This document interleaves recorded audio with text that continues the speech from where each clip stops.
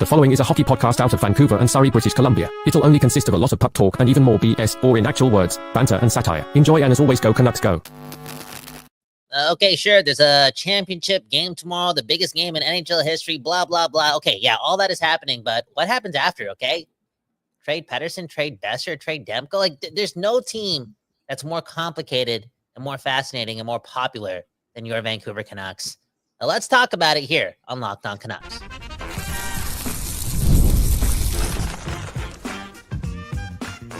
You're Locked On Canucks, your daily podcast on the Vancouver Canucks, part of the Locked On Podcast Network, your team every day. Hey, happy hump day, or wherever you're listening to this, and welcome to another episode of Locked On Canucks. My name is Trevor Beggs, co-host of Locked On Canucks, and also a Canucks writer with Daily Hive Vancouver. Before we dive into the show, we got to thank you for tuning in to Locked On Canucks, because it is your Canucks every damn day. And we're not here without you listening. And I'm usually not here without my co-host, Kyle Bowen. Although, Kyle, you've done a good job without me over the past few episodes. But I'm excited to hop back on because, like you said, man, we cover the most interesting team in the NHL. Not the best, not necessarily the worst, maybe the most cursed, definitely the most interesting team in the NHL. What are the Canucks going to do after the Four Nations, after a disappointing showing from Elias Pettersson? Guys like Demko and Boeser now on the trade block. You've already traded guys like Miller and Horvat. Let's talk about what the Canucks will likely do with the big guys. Bringing up Horvat. This guy's bringing up Horvat. You going through it, man. Relax, dude. I'm just saying, like, look at what this team's done over the past couple of years.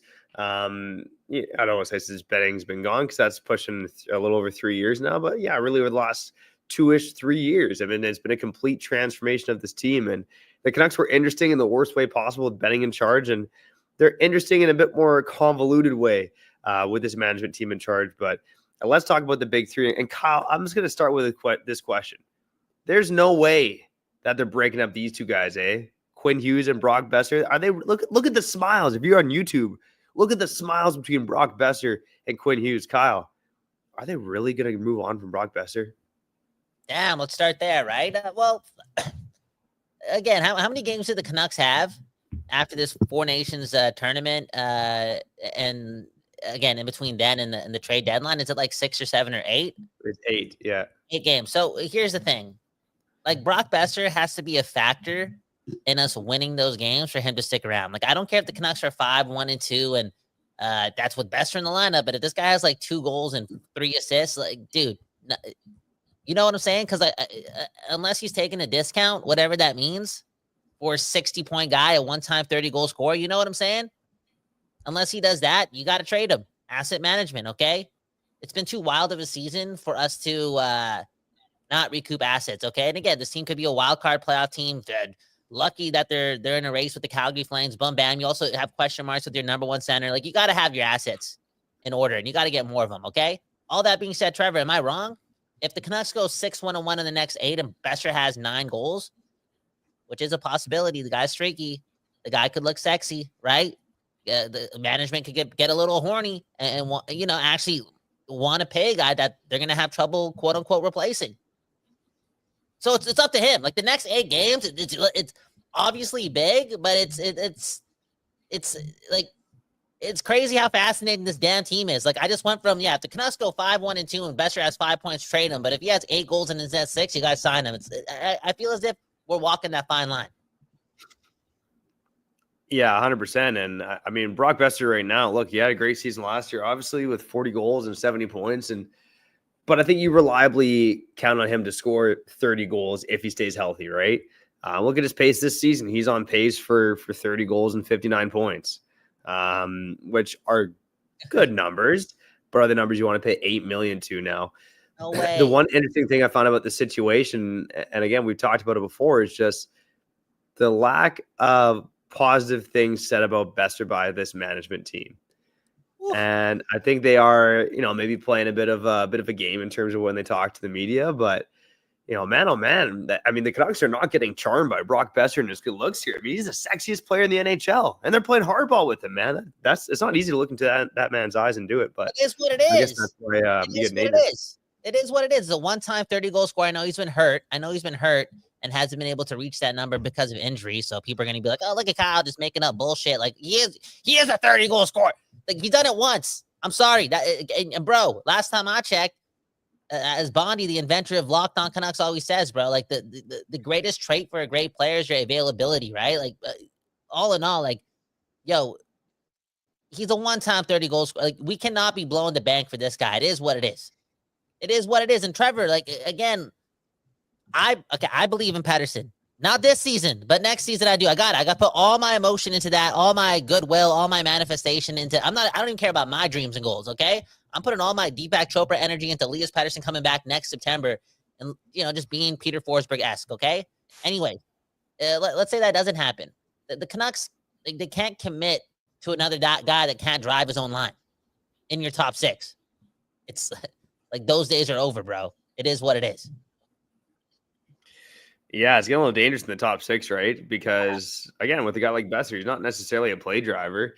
And Kyle, one of the things that I do find fascinating that you and I haven't really talked about is the identity of this team is pretty clear, right? I mean, look at the guys that they've brought in who are beloved in this market, right? Guys like Kiefer Sherwood, guys like Drew O'Connor, guys like Connor Garland leading this team in even strength ice time. This team doesn't matter the size of the guy. It does matter to an extent, I guess. Maybe Garland's a bit of an exception.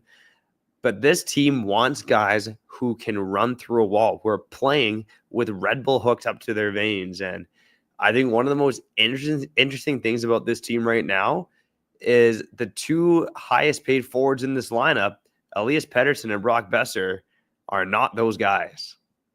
Ooh. But it's crazy to say that because you're telling me the truth, but prior to Pettersson being a complete shell of himself, like he was kind of like that guy.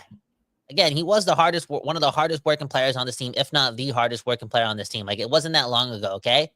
Go back to like 2022, 2023, right? He's that guy.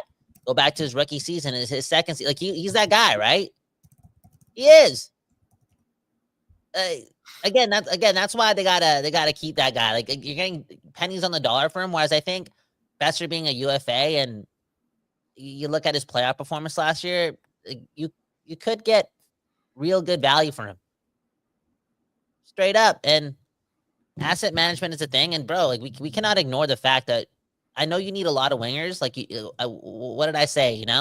Wingers win games. That's the root word for winger is win. Okay. Like, look at the Latin terminology. I know it's hard to get those guys, especially the ones that score, but man, we cannot ignore how good Jonathan Lekkerimäki is going to be.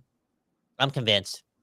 Like, everyone says the right guys about this guy, right things about this guy. He's solid defensively too, but all he needs to do is just whatever, get stronger, all that stuff, but just play more NHL games. And I feel as if he will get used to it because this dude is dominating. Yes, absolutely dominating in the AHL. And that's going to translate to the NHL. I have no, I guarantee that. Yeah, but you got to have centers to play with him too, right? And I think this is why this management group does want to target the guys like Drew O'Connor and immediately sign them to contract extensions, and guys like Kiefer Sherwood as well. Nils Höglander was even kind of trending in that direction until he fell off this year too. But this management team and Rick Tocchet, which makes sense, he wants some snarl. He wants some bite in his lineup. He wants guys that, again, are willing just to run through a wall for their teammates. And yeah, I know. I just find it fascinating how Boeser and Pettersson aren't those guys. Now with Pettersson, I think we know can't be that guy. He can't be that guy. Like, come on, Trevor. I know you're dark. I know you're an asshole. Okay, right now. I know you're feeling it. Maybe you haven't had your cups of coffee. You haven't talked about. You know what? I should give you the floor. I'm sorry. You haven't vented about the Canucks in a while. We haven't talked about the whole Pettersson thing online. You've been the second best dad in the world over the last 3 days. I can feel the PD resentment and how bored you were based on his performance, and maybe you're completely off the ship. But Trevor, like, this guy's value is at an all-time low, and you want to trade him? Let's back up for a second. Trevor, I don't give a. You're not getting Bowen Byram and Dylan Cousins in a second or whatever first. You're getting the shittiest offer, bro. I'm telling you, you are, man. It's the whole Jack Eichel effect.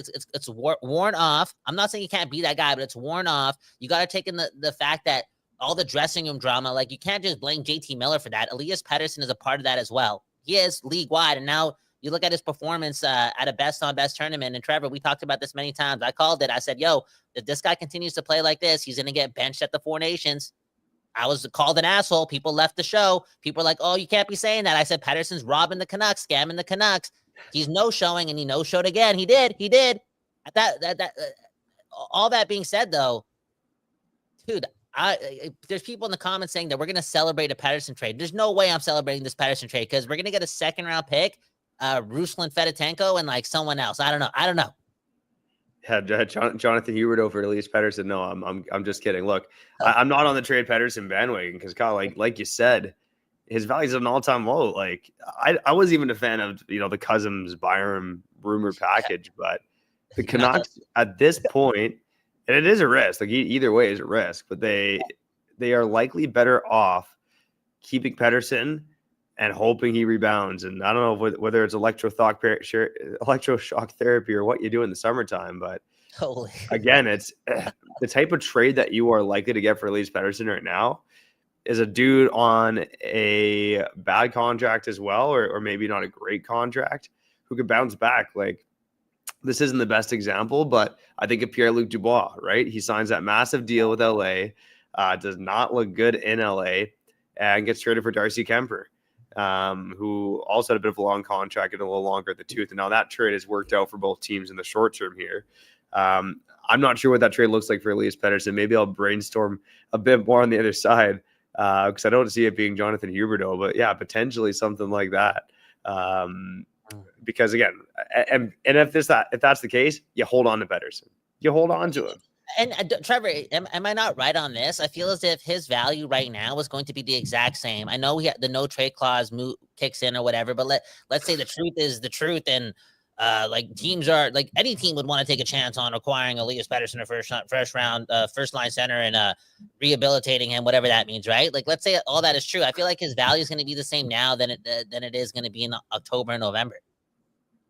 Again, you'll have less options, but again, you could, work the lines and like see who would be interested. You got to send this. You know what you got to do? Henrik and Daniel chill with Elias Pettersson all summer. Don't care about your kids. I'm sorry, I shouldn't be saying that, but just take care of this kid right now. I know he's not a kid. Also, send this guy over to Peter Forsberg. Just I don't know, learn with Peter Forsberg, or this sounds crazy. HR is going to get involved. I'm sorry, I wouldn't do this, but I'm just saying, or don't let this guy go back to Sweden in the offseason, okay? Or if he's going to go see your family for like a week and a half, come back to America, go live with Quinn Hughes on the cabin or something. And I'm being serious, bro. I'm being serious because nobody's going to, like, the management isn't going to believe his training regimen in the offseason. Like, I don't give a beep if you're hiring Chaos Club and they're making you a promo video in September, looking all good, deadlifting and stuff. Who cares? I'm being serious, man. The jig is up. The jig is up. It's a training thing. It's not like the injury tendonitis thing. That's all BS. Can we stop saying that? Can we stop saying tendonitis? Can we be like, okay, if it's tendonitis, why the F is this guy, your highest paid asset, playing at a Four Nations tournament? What? Come on, man. It's all in the summer, bro. So again, someone called it EP90X, not P90X that he's doing. He's got to stop doing that EP90X and just like get on a program and whatever was working for you in like when you were 20, 19, 18, 21, like the game's changed, man. That's just the truth, and you've been figured out. So you kind of got to go back to the drawing board. And at this point, like Pettersson, you don't have confidentitis. Like, why would you want to listen to yourself? I always tell my friends that too. I know when they're going through it and whatnot, and it's like 8 months of like, not depression, but like 8 months of just not having that Austin Powers mojo, right? The last thing you need to do is keep relying on yourself and your own advice and your own mantras to get yourself out of the loop. Like, no, you need somebody's hand to pull you out of the gutter. So again, Elias Pettersson, this summer is going to be huge, man. And I'd advise him to just like not take it personal, whatever management tells him or whatever Quinn Hughes tells him. Like, don't take it personal. And nobody's doubting you. Like, just listen and do the work. Listen, do the work. And for you listening right now, keep on tuning into Locked On Canucks. We got to stop here for a quick break. Kyle, on the other side, I do want to get into two things. And one is The one player who I think it might make sense for a Pierre-Luc Dubois, Darcy Kemper style trade, Oh quote my unquote, to the God. highest paid players in the NHL.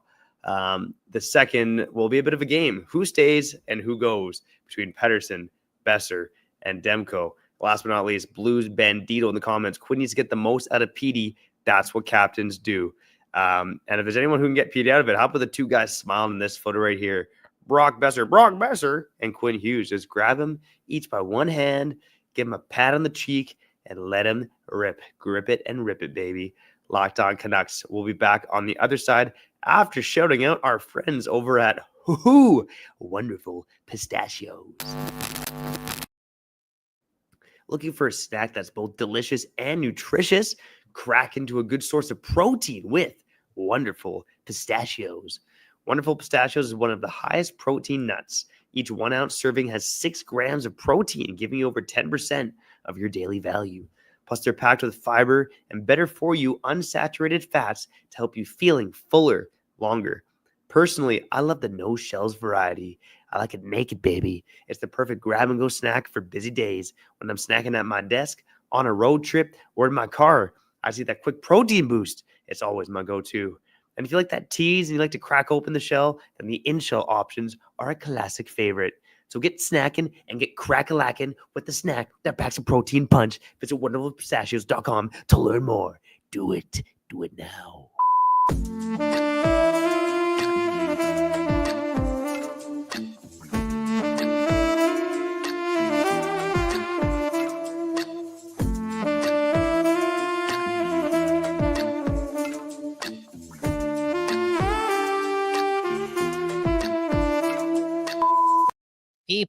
People, we back doing this, and that's believing in Elias Pettersson. And that's because Trevor and I are almost 32 years old. And if we lose Pettersson for nothing, man, I'm just saying, Trevor, like, dude, unless we suck and don't win with Quinn Hughes, like, we might have to wait like years and years and years and years and years. Straight up, and years and years and years and years and years.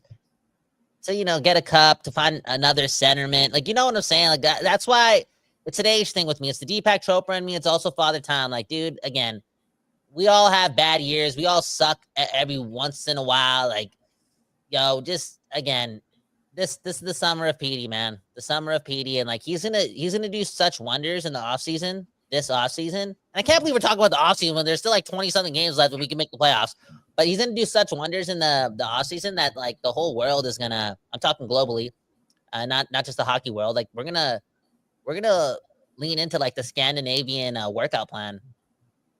Straight up. I see something coming.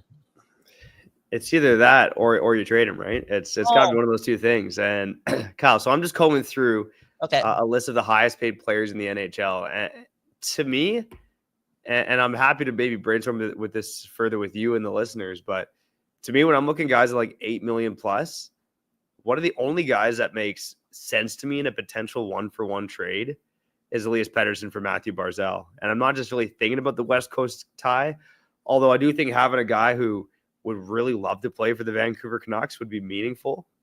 But I think you got two players here who, Matthew Barzal, again, he's doesn't seem like he's too happy being in Long Island. I think for the most part, through a good chunk of his career, his talents have been subdued based on the style they play there. And then you got a guy in Elias Pettersson who reportedly the New York Islanders are pretty high on the player, at least from the reporting done about a month or two ago. But again, with Matthew Barzal, it's at 85 points in 2017-18, his rookie season. He's yet to hit 85 points again in his career. Again, largely due to the way the Islanders play. He did get up to 80 points last year. Went to the All-Star game. Patrick Waugh takes over as coach. Things opened up a bit more. But this year, he struggled with injuries. 6 goals, 20 points in 30 games. But to me, you have the highest paid forward on each team, the first-line center on each team, although Islanders got a bit more depth there. Does it make any sense? And are you interested in a trade if it was potentially just 1-for-1, Petey for Barzal? You save some money too.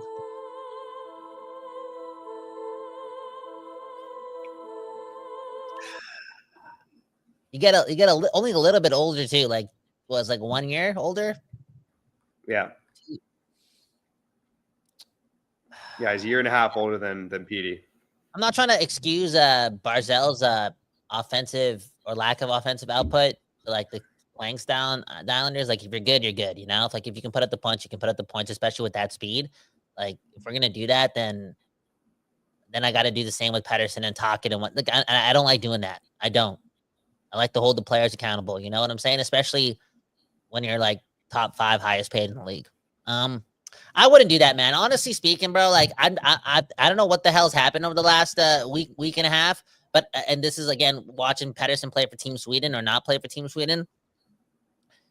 I'm just convinced that this guy just needs like a summer workout plan and like Quinn Hughes to have his back and support him, and let's just get this guy back to being that dog, you know, like that, to be ahead of it. And like, you know, this guy was already like he had the people, you know, they again. You got to hold the player accountable, but like the injury last year, whatever that was, then the contract stresses, and it led to him like not finding his confidence again post January and just like being all over the place. And this guy has a tricky time finding his confidence. Then he has like a bad off season and comes into this season chasing it again. Like the JTML, all this, like there's no room for him to like, as a guy where he is in his state. I know you got to hold this guy accountable. And one day he's got to learn to just do it on his own and not wait like 7 to 8 months to find it. Like that's the next transition in his game. It's called brain balance. Read the book, okay? How to change your brain, how to change your life. Dr. Daniel G. Amen, okay? Read it. I'm telling you. I know what this is. I'm a doctor. Look at me. But you look like a doctor, man. I'm just convinced that he just needs, again, I'm telling him, maybe I'm getting a lot of sleep these days. He just needs like that support and not to go back to Sweden for 3 months. And like, I know that sounds so crazy for me, call HR, but like he needs to understand that like management and the coaching staff and their critique of him, whether it be through the media or not, they're not wrong.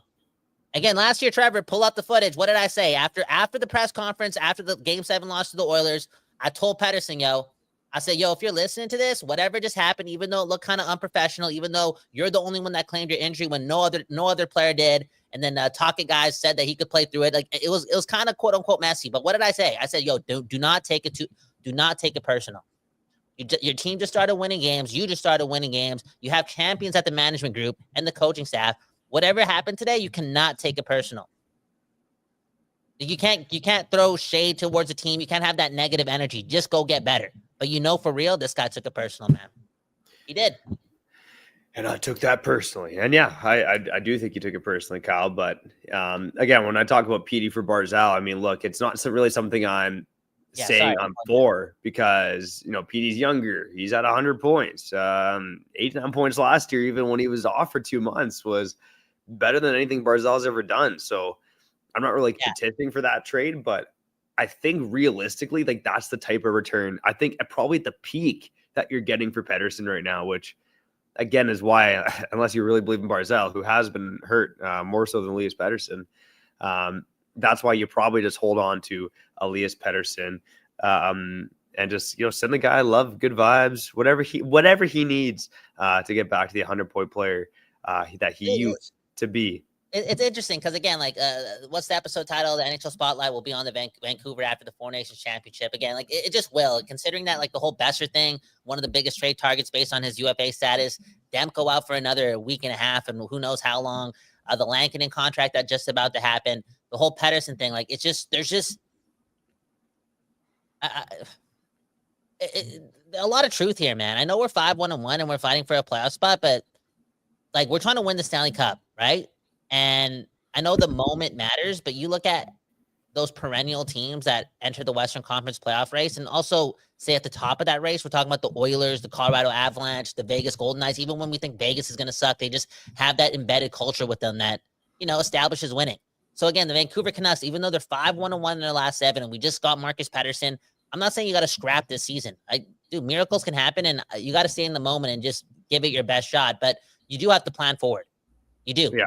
You got to do it. And like the reason that we're 5-1-1 and now we're 3 points ahead of a playoff spot. Yeah, that has something to do with the recent streak, but let's not kid ourselves, guys. It is what it is. It's not negative. This is just the truth. The Vancouver Canucks prior to that didn't win back-to-back games since like November to December. You know how lucky they are that the Pacific Division and most of the Western Conference it's so mediocre. Do you know how lucky they are that the team that they're competing with is the Calgary Flames? Like, that is why we can look at this 5-1-1 thing and then look at like Pettersson over 100 games and the Boeser thing, because the Boeser thing's for real. It's not like we're talking about a 25 goal scorer heading into UFA status. We're talking about a streaky player.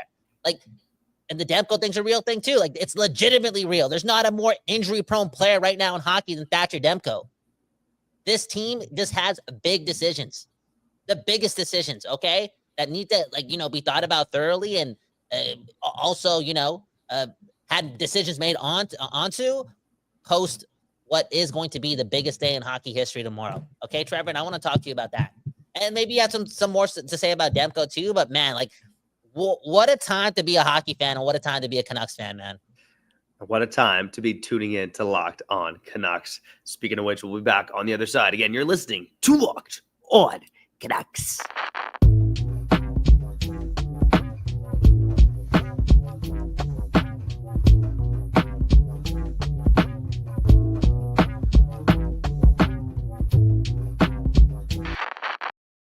People, we back doing this, and that's talking about your Vancouver Canucks. My name's Kyle. That right there's the second best dad in the world. And let's just get right into it, man. Maybe we'll just lean more into the Canuck thing before I want to dive into Trevor's thoughts and feelings towards, again, the biggest day in NHL history, which is tomorrow. The Demko thing, like, how did he feel when he found out that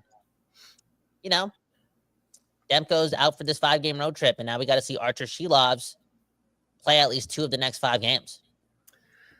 I think disappointed but not surprised. It's probably the best way to put it. And look, it's starting to become a bit Sammy Sal-esque, right? Like, you just always expect that the guy is going to be injured in some capacity, right? And with Archer Shilovs right now, look, he in the 14 AHL games he's played so far this season, he kind of reminds me of the Archer Shilovs from last season. I mean, Kyle, we all got caught up in how good he was in the postseason.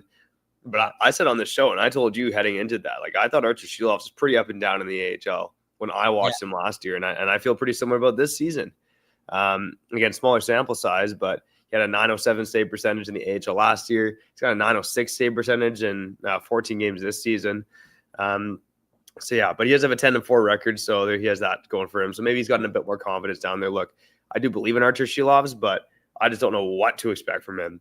It's unfortunate that Demko's out, but I think how quickly when we look at Boeser, Pettersson, and Demko, in terms of, are they going to trade these guys? Are they going to keep these guys? I honestly feel like right now the Canucks are probably keeping all 3 of these guys. I'm curious on your thoughts. Obviously, Boeser is the most likely to go, but I just feel like based on his production, based on the cap going up, they will find a way to strike a deal. Maybe that 5-year range, $7-ish million. Maybe I'm a bit crazy. I would say that the odds of him being traded are 40%. So I would say like 60% chance they sign and keep him, 40% chance they trade him. Demko, I think it makes next to no sense to trade. I don't think anyone's going to give you fair value for guys banged up as him. And with Pettersson, you're not going to get fair value either because he's been so bad for the past 12 months. So as much as the spotlight is on Vancouver, these guys are going to be in headlines. We're going to hear rumors. I think it's more likely than not that all 3 of these guys stay here and are with the team at the beginning of next season. That's a boring answer, though. And then you already know the narratives, right? You already know, like, what's going to be said. Like, how do you double down? How do you double down, And like, people are going to, like Smirky McSir is saying, Pettersson's always best when this team's in gel mode. Gel mode. Like, people may use this offseason as, a time to keep bringing that up, right? Like, oh, this season, there was just some bad luck. There was just some bad luck and bad voodoo and all these injuries. And there was all this locker room drama. Like, you can't really look at last year. No, you can look at what's happened this year, because if you look at everything that didn't happen, like, prior to last season, it was the same thing. And now you want to double down,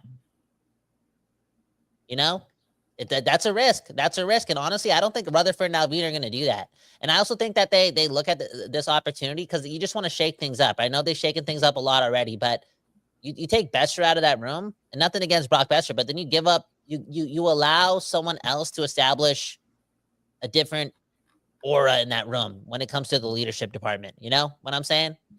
It is what it is. That's life, man. That's life, because it's all about winning, man. You're a good guy. But bro, you ain't the guy to get Pettersson out of a slump. You weren't the guy to keep Pettersson and Miller together. You know what I'm saying? Like, I'm not blaming him, but I'm just saying, like, doubling down is risky because I want to see proof that this core can win games. And I also want to see what, like, this team could do. Like, we've already seen what they could do with an extra first-round pick. You know what I'm saying? What could they do this time? Well, if they get another first-round pick for one of these guys, they're going to have to use it to acquire a center most likely and not get another defenseman. I mean, yeah, crazy how far we come in Vancouver. Where, Kyle, like, what did we say heading into the season? Like, the defense is the biggest, or was the biggest weak spot on this team. And now it's the strength of this team. And now we're worried about goaltending. The forward group, less so goaltending. Lankinen's been good. But, yeah, it is crazy how the narratives change here in Vancouver. Because again, winning fixes everything. And again, like, we haven't watched Canucks hockey in 10 days, and like the Pettersson thing has kind of traumatized us even more. Maybe we need to get more rational instead of irrational. Who knows? But at the end of the day, it's like, yeah, we said this team had good goaltending and their defense was a problem, but their forward group was really strong and all this stuff, blah blah blah. And now it's like, how are we sitting here months later and saying, oh, we kind of fixed up the defense, but prior to 3 weeks ago, it was so bad. Now we need to fix our center depth, and now we got to fix our goaltending. It's surprising to talk about these things, but at the end of the day, you have to look at this business or this team over the last 5 or 6 years and be like, are you really that surprised? Because you shouldn't be. You shouldn't be. Because there's such a fine line from losing and winning games. You could have skill, talent, all that stuff, but it's quite clear, that they may not have the personality in that room to just like concoct that type of like winning energy, what do they call it? Like a gentleman's club? No, they don't call it that. Country club? You know what I'm saying? You know what I'm saying? Man. And bro, at the end of the day, I'm not blaming Quinn Hughes for that, because Quinn Hughes is the captain, and like he's openly said that he puts the blame on himself and he wants to get better. And I believe he'll get better, right? Like, he'll read the books and become a better vocal leader, whatever that means. But even before he becomes that leader, look at what the hell this guy's done on the ice. And he's played through the bruises, but look at how this guy's playing. He's leading on the ice like only 2 or 3 other players are in the game right now. And that's fine by me. That's enough. Other guys can step up. Oh man. Speaking of stepping up, our listeners always stepping up. Kyle, I know we're over time, but screw it, man. Let's get to a few questions. Comments. And while I'm hitting the button here, hit the like button if you think Kyle looks like a human sperm today. Let's go, buddy. Sorry to throw you to the bus, buddy. I just missed you. Okay. I was a sperm one day. I'm not gonna. Sure. You can't like, even though time moves on and you evolve and become a different person, you can't forget your past. And I was a sperm back in the day. Okay, Trevor, if you want to forget your past, go ahead. But that's not the way I was a sperm too. We all spend time swimming around in our old man's ball sacks. I mean, I tell my kids all the time. I'm like, this is where you started. Yeah, you started in my ball sack. There you go. Speaking of ball sacks, Nikita Zadorov, the beer baron saying, is Zadorov a more important missing piece than we think now? Okay, next comment. I'm not even talking about this one, man. Next comment, man. I was gonna say Boston is out of the playoffs right now. Zadorov is kind of underwhelming. Hey, man. Okay, come on. Okay, look at this. You started that one, man. Come on. Give Sherwood the A. Hey, okay. Yeah. Okay, Trevor, like the Kiefer Sherwood thing, the Drew O'Connor thing, I'm gonna even throw Dakota Joshua in the mix too. I don't want to look at Drew O'Connor and Kiefer Sherwood as like top 6 wingers. I'm sorry. Like, ideally speaking, like, we need to get better. Okay, it is what it is. And like, Pettersson guys aren't the guys that turn like Brian Rust into like a 40 goals. You know what I'm saying? Mm-hmm. So relax, okay? I just want to look at this team at its full potential and look at those 3 names in your bottom 6. And I'm like, yo, if this team makes the playoffs and they have some offense going at the top of their lineup, again, Leckermack takes a step, Pettersson, like, who knows, right? Those 3 in your bottom 6, Joshua, Kiefer Sherwood, and Drew O'Connor, sprinkle in a little bit of Connor Garland, Pius Suter, Teddy Bluger. Like, dude, that's good, man. Höglander too. Like, that's annoying to play against in the playoffs. Yeah, 100%. I think the Canucks recognize that, and that's why they've targeted guys like that for their team. And all of those guys have kind of played lesser roles on the teams that the Canucks acquired them from, right? And the Canucks, again, seeing that they believe that these guys can take on an increased role. Now, Kyle, I agree with you. You don't want ideally, and none of these guys are top 6 guys, but I think on most teams, some of these guys do sneak up into the top 6, especially if you do have a more balanced forward group. So, like, I'm okay with Sherwood playing with Pettersson and DeBrusk. I'm okay with Joshua maybe hopping up into a top 6 role with Connor Garland if he can keep up and he's looking good. So there's opportunities for these guys to compete, especially in a deeper team. But yeah, the bar's got to be a bit higher in terms of dude, of offense. course. I mean, look, the Canucks are 31st in shots on goal, for Christ's sake. It's not like we're talking about an amazing offense here. All right, thanks, man. Thanks for doing that. But yeah, okay, so the whole tough. I think a couple weeks ago I was like, "Oh, this team's got to get tougher." Blah blah blah. Again, watching Drew O'Connor now and seeing his size, and he's not he's not a Broad Street bully or nothing, but that team is just going to be. They're just going to be hard and physical to play against, and they're going to have like a bit of an identity can be birthed. That can be what's the word I'm looking for? Can be made via those couple of guys. Like, for real, I believe in that. Like that's real hard to play against. Okay, next comment. Okay, this one comes from Ollie. I wonder what it means. Okay, Kyle is gangsta, but also a little feminine. And then he says, "Color on the hood." On the hood, is that like a lyric from a Playboi Carti song or something? Like, Kyle is gangsta, but a little feminine. Dude, I had the best Valentine's Day ever. Boom, bam. Almost hit the IR the day after, if you know what I'm saying. Okay. Oh. Okay. And then I'm the man, dude. Okay. Ask me what I got for Valentine's Day. What did you get for Valentine's Day? Nothing. Not a card. I'm not emotional about it. I'm not tapping into my feminine. Like, I'm okay. I'm the man, yo. Don't get me anything, baby. Just pay for the dinner and look beautiful, baby. What? So she paid for the dinner. Hey, okay. Come on. That's something. Okay. All right. You know what? Okay. You know what? I'm a gangster. Next comment. Last comment.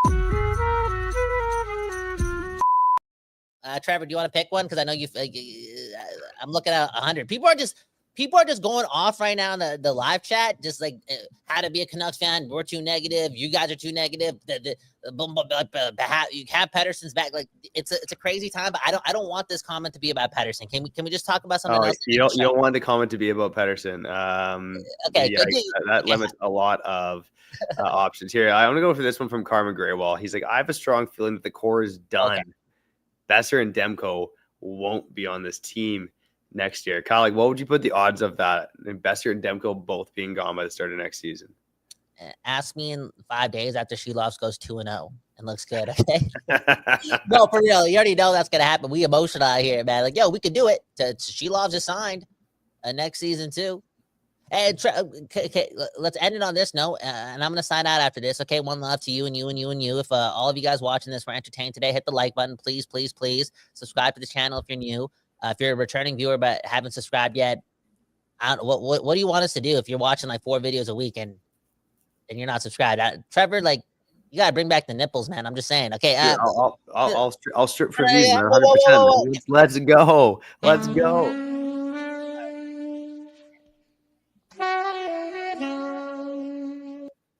Trevor, would you be surprised if Kevin Lankinen is extended in the next 10 days? Because I'm not going to be surprised. No, I wouldn't be surprised. I feel like they're waiting for Charlie Lindgren in Washington. To me, that's the only thing that makes sense, right? Because, like, you clearly can't trust Demko to be the starter for this team long term. You got to have a solid 1B option. Artur Shelovs has proven that he's not that guy. Like, if you put the eggs in the Artur Shelovs basket, you could be competing for the lottery with Quinn Hughes on your hockey team. Whoa. You need good goaltending. You asshole. A little bit. I mean, the defense is good, but this team has got flaws right now. And Kevin Lankinen has proven that he can hold down the fort, and he can probably do so at a reasonable cost too. So no, an extension for Kevin Lankinen in the coming days would not surprise me. Yep. It's going to be 4 years at $4.5 million per. And you know what, Trevor, 10 seconds for the Latvia national anthem, because you're just an asshole to him. Like, he gave you such good memories last year, and in 8 months you already just left it. You're like, oh, Artur Shelovs is the man. Like, he makes me wish I met my wife earlier so I could marry my wife at 19. What, you know what I'm saying? Like, he was your inspiration. Now all of a sudden it's like, I never want to go to Latvia. You know, I'm never gonna. Yeah, I never. That's what you just said. That's what you just said. Okay.